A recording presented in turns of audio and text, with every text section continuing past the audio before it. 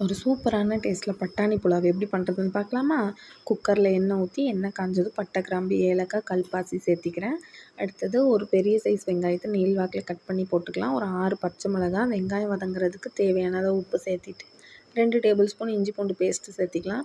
இதுவும் நல்லா வதங்கினதுக்கப்புறமா ஒரு பிடி புதினா சேர்த்திட்டு பச்சை பட்டாணி, நான் ஃப்ரெஷ் பச்சை பட்டாணி போட்டிருக்கேன், காஞ்சதுன்னா ஊற வச்சு சேர்த்திக்கலாம். சேர்த்திட்டு 2 கப் பாஸ்மதி ரைஸை 20 நிமிஷத்துக்கு முன்னாடி ஊற வச்சுருந்தேன். 2 கப் அரிசிக்கு 3 கப் தண்ணி கரெக்டாக இருக்கும். 3 கப் தண்ணி சேர்த்திட்டு நல்லா ஒரு கொதி வரட்டும். ஒரு கொதி வரவும் ஊற வச்சுருக்க அரிசி சேர்த்திக்கலாம். அரிசி சேர்த்திட்டு இந்த ஸ்டேஜில் உப்பு செக் பண்ணிக்கலாம். உப்பு பத்தலைன்னா போட்டுக்கலாம். சேர்த்திட்டு நல்லா கலந்து விட்டுடலாம். இப்போ நல்லா கொதிக்கட்டும்.